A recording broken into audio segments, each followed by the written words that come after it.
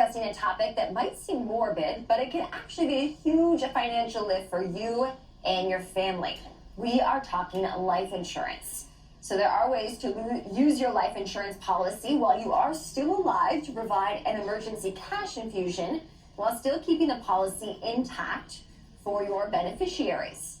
I'm joined now by Tom McNeela, Chief RIA Solutions Officer at Retire One. That's a platform for insurance solutions. Tom, thanks for joining. I think a lot of people obviously trying to get creative in ways that they can tap emergency funds these days. Talk to me more about permanent life insurance loans. Is it really a loan? It is a loan. In fact, there's a lot of advantages and opportunities of a permanent life insurance policy. If you have one and there's cash value in there, you can take a loan out, and most of the time it's going to be a better rate than what you can get from your bank. And there's no loan application to process. It's your money. So there's no one at the bank deciding whether or not you're going to get the money. If you have cash value, it's up to you to make the decision if you want to take the loan out. Interesting. And I was going you're to never ask. expected to pay the loan back. Well, I was going to ask if it's taxed. Obviously, I think that's important, but it sounds like it might be tax-free here. Any sort of other limitations that people need to be aware of?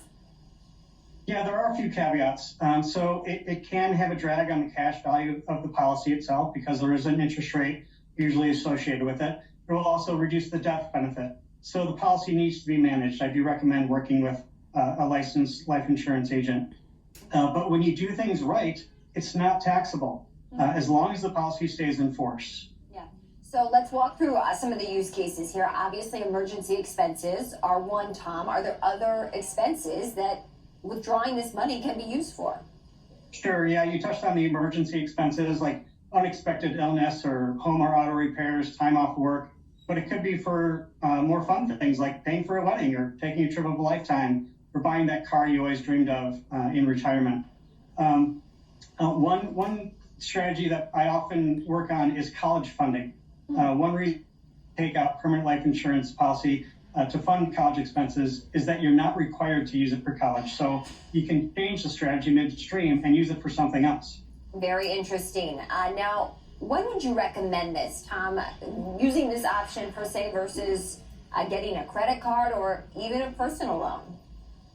That's a great question. So first, I'll tell you, I got a call from a young advisor a few years ago who wanted to set up a VUL for a client who wanted to use it for college funding. I said, great, tell me more about the case. How old are the kids? And he said 15 and 16. And so I chuckled and said, that's probably not the right time to use permanent life insurance. I would suggest going in a different direction. This can be an effective strategy for when the kids are very young. Can be ineffective when children are very young. Good to know. Term life insurance obviously is another option, Tom. Is that something that people can access in the same way?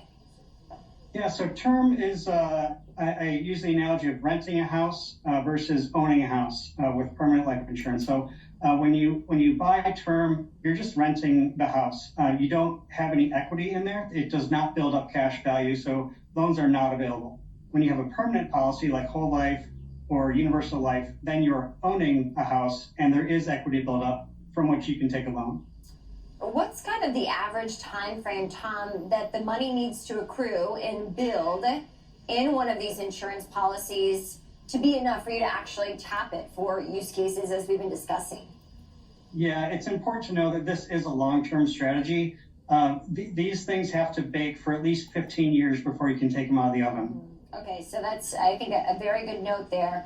Health obviously is a big factor that's been in place when it comes to talking about life insurance in general, but also medical expenses that we've seen certainly these past few years in the wake of COVID and just generally higher costs across the board. Let's say you are diagnosed, for instance, with a serious illness. Can money be withdrawn to pay for something like that? Absolutely. So most policies come with a terminal illness rider at no extra cost. I was actually speaking with a woman a couple of years ago who took advantage of the situation. She is unfortunately diagnosed with a terminal illness, and she called her life insurance agent to make sure that her policy was paid up.